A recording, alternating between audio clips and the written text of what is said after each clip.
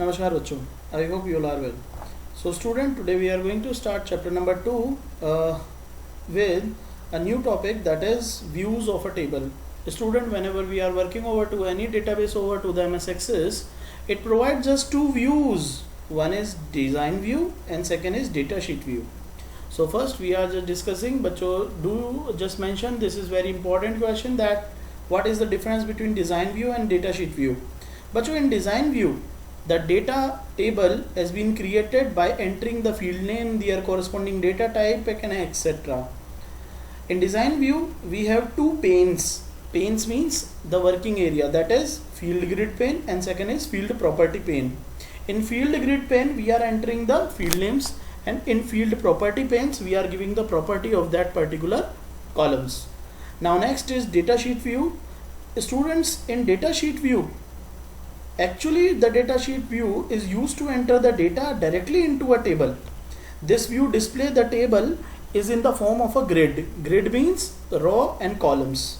Okay, the fields are displaying as a column and the records are displaying in the row. The field names are listed as the column headers. So when you are just clicking on the double click over to the table name in the navigation pane, it automatically be open. Okay, so first we are working over to the design view. So for that I am just pressing a blank database and I am giving the name of my database, that is let school, press create button. So this is my database, school database. Okay, on title bar of MS Access the name of my database is displaying. So here one table that is already being created, here I am just removing this table by crossing it. Okay, now I am just adding my new table here by pressing create button. Just press on create and we are working over to the design view. So I am clicking here in table design. जैसे मैं table design पे click करता हूँ, ये है बच्चों आपका field pen, ये जो एरिया है ये है आपका फील्ड पेन एरिया और ये है प्रॉपर्टी एरिया. तो सबसे पहले फील्ड एरिया में हम टेबल के नेम्स मेंशन करेंगे बच्चों. नेम्स हैं just like serial number. Serial number मेरा नंबर्स में होना चाहिए, तो बच्चों मैं यहाँ से नंबर्स डेटा टाइप को चूज़ कर लेता हूँ. डेटा टाइप मीन्स बच्चों पर्टिकुलर कॉलम किस डेटा टाइप का होना चाहिए. ओके, किस डेटा टाइप का, जिस डेटा टाइप में आप पर्टिकुलर कॉलम की वैल्यूज चाहते हैं आप उस डेटा टाइप को लिखेंगे. ठीक है, लाइक नेम कॉलम सपोज करो बच्चों आपको चाहिए, सॉरी, टेक्स्ट इंफॉर्मेशन स्टोर करने के लिए. डेट ऑफ बर्थ आपको चाहिए डेट डेटा टाइप में. Now next late fees you want to store for the students, so it should be in number. Okay, now let मेरी टेबल के अंदर यही चार पर्टिकुलर कॉलम्स है बच्चों. ठीक है, so just press on cross, it will ask would you like to save the changes. Yes obviously, and mention the name of your table like student. मेरा डेटाबेस का नाम है स्कूल बच्चों और उसके अंदर मैं मेरी टेबल डाल रहा हूँ with student name. So by pressing okay it is asking would you like to enter a primary key in your table. Yes obviously, because बच्चों जब भी हम प्राइमरी की किसी भी टेबल में डालते हैं ना बच्चों, तो पर्टिकुलर जो कॉलम जिसको हम प्राइमरी की डिफाइन करते हैं वो particular column unique data store रखता है. यूनिक डेटा मतलब you can not enter the duplicate data in it. So बच्चों सबसे पहले हम क्या कर रहे हैं कि ऑब्वियसली किसी भी क्लास के अंदर बच्चों सीरियल नंबर जो होता है स्टूडेंट्स का वो ऑब्वियसली यूनिक होता है. कभी भी दो बच्चों के सीरियल नंबर सेम नहीं होते. आपको पता है ना बच्चों, आपकी क्लास के अंदर रोल नंबर्स जो हैं हर बच्चे के यूनिक हैं ताकि हर स्टूडेंट को यूनिकली आइडेंटिफाई किया जा सके. तो आप इस पर्टिकुलर कॉलम पे ये जो प्राइमरी की दिख रही है आपको एक की, इसको प्रेस कर दीजिए, ऑटोमेटिक इसके ऊपर प्राइमरी की लग जाएगी. यानी अब आप इस टेबल में जैसे ही डुप्लीकेट डेटा डालेंगे, सीरियल नंबर कॉलम का डुप्लीकेट, आप चाहो तो नेम कॉलम में, डेट ऑफ बर्थ में, फीस में, इन तीनों टेबल के, इस टेबल के तीनों कॉलम पे डुप्लीकेट डेटा डाल सकते हो. लेकिन सीरियल नंबर पे अब आप डेटा डुप्लीकेट नहीं डाल सकते. आप चाहो तो इस प्राइमरी की को यहाँ से डिसेबल भी कर सकते हो. अब आप यहाँ पे डुप्लीकेट डाल सकते हो डेटा, लेकिन आपको सीरियल नंबर यूनिक रखने हैं. क्यों? क्योंकि हर स्टूडेंट को यूनिकली आइडेंटिफाई करने के लिए वी आर अप्लाइंग प्राइमरी की here. Now just press cross on it and save all the changes by pressing yes. ठीक है, your data table is saved with the student name. Okay, that's your table. Your table is ready बच्चों.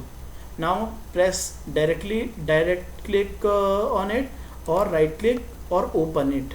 Okay, so I'm pressing open, so automatically your table is ready here. So I'm pressing serial number 1. Okay, my name is Shyam as I'm entering the record. अब बच्चों देखो, जैसे मैंने वहाँ पे date लिया था तो ऑटोमेटिक यहाँ पे कैलेंडर बना रहा है. आप यहाँ से पर्टिकुलर कॉलम पे जो भी डेट्स यहाँ पे चूज़ करेंगे ऑटोमेटिक वो यहाँ पे स्टोर हो जाएगी.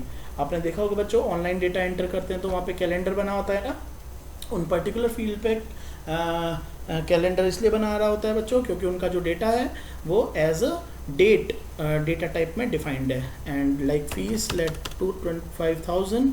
सो नाउ नेक्स्ट कॉलम. अब देखिएगा बच्चों, मैं यहाँ पे सीरियल नंबर कॉलम पे अगेन एक डुप्लीकेट डेटा डाल रहा हूँ. ठीक है, राम, एक पर्टिकुलर डेट चूज़ कर ली मैंने. एंड ये देखिए बच्चों, अब जैसे ही मैं नेक्स्ट लाइन पे जाऊँगा तो यहाँ पे एक एरर आ रही है, और वो आ रही है as you are just changing the table with the new data and that data is duplicated with the serial number. Okay, so आपका डुप्लीकेट रिकॉर्ड यहाँ पे स्टोर होगा ही नहीं. ओके बच्चों, जैसे ही आप पूरा रिकॉर्ड डाल के नेक्स्ट रो पे जाएंगे ना, तो आप नेक्स्ट रो पे तब तक नहीं जा सकते जब तक आप यहाँ पे इस डेटा के सीरियल नंबर को हटा नहीं देते. तो आपने जैसे ही देखिए सीरियल नंबर को यहाँ पे चेंज किया, नाउ आपने नेक्स्ट करा तो आपका नेक्स्ट डेटा यहाँ पे आ जाएगा. Am I right? Okay, so this is very simple mechanism through which you can create your table. So this is your बच्चों which view, data sheet view.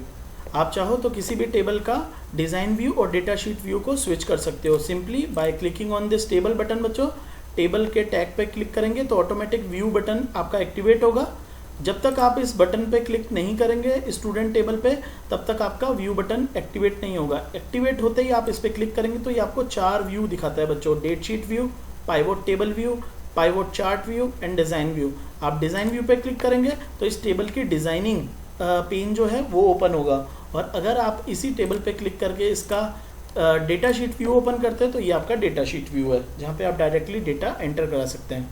Do remember बच्चों, जब भी आप किसी भी कॉलम के नेम डालते हैं like SNO name, date of birth, fees, तो there are some rules. Like आपके जो फील्ड्स हैं वो 1 से लेकर 64 कैरेक्टर के बीच का होना चाहिए. ठीक है, इसके अंदर स्पेशल सिंबल वगैरह सब कुछ डायरेक्टली एंटर नहीं करा सकते आप जनरली सिर्फ अंडरस्कोर का ही यूज़ करेंगे. जैसे आप पर्टिकुलर कॉलम का नेम डाल रहे हैं उसमें आप स्टार और कई अदर कैरेक्टर लाइक डॉट्स, इनका यूज़ नहीं करेंगे. Okay, only underscore will allow. ठीक है, और आपके कॉलम्स के नेम के बीच में कभी भी बच्चों ब्लैंक स्पेस नहीं होना चाहिए. जैसे आपने देखा डेट ऑफ बर्थ को मैंने शॉर्ट में DOB लिखा है, मैं date space of space birth इस तरह से नहीं लिख सकता. ठीक है, आपके फील्ड नेम में अपर लेटर, लोअर लेटर या मिक्स्ड आप यूज़ कर सकते हो, कैपिटल, स्मॉल, व्हाटएवर. ठीक है, फील्ड नेम में बच्चों कभी भी डॉट, एक्सक्लेमेशन, ब्रैकेट्स, इन स्पेशल कैरेक्टर्स का यूज़ नहीं किया जाता है. ठीक है, और जब भी आप फील्ड को, किसी भी प्रॉपर फील्ड को क्रिएट करते हैं तो उस फील्ड का पर्टिकुलर बच्चों डेटा टाइप देना बहुत ज़रूरी है. और वो डेटा टाइप उसके डेटा पे जो अपकमिंग डेटा है, जैसे सीरियल नंबर मेरा नंबर्स में आना था तो मैंने नंबर दे दिया, नेम मेरा टेक्स्ट में आना था तो टेक्स्ट में दे दिया, डेट ऑफ बर्थ डेट में स्टोर करनी थी तो डेट में दे दी. तो accordingly we are mentioning. Okay बच्चों, नाउ अब हम नेक्स्ट देख रहे हैं कि किसी भी डेटाबेस को हम क्लोज कैसे करते हैं. तो बच्चों डेटाबेस को क्लोज करने के लिए आप यहाँ से क्रॉस बटन का बटन दबाएंगे. जैसे ही आप क्रॉस करेंगे आप ऑटोमेटिक इस पेन से बाहर आ जाएंगे. ओके बच्चों, नेक्स्ट टॉपिक हम नेक्स्ट वीडियो में देखते हैं. Thank you.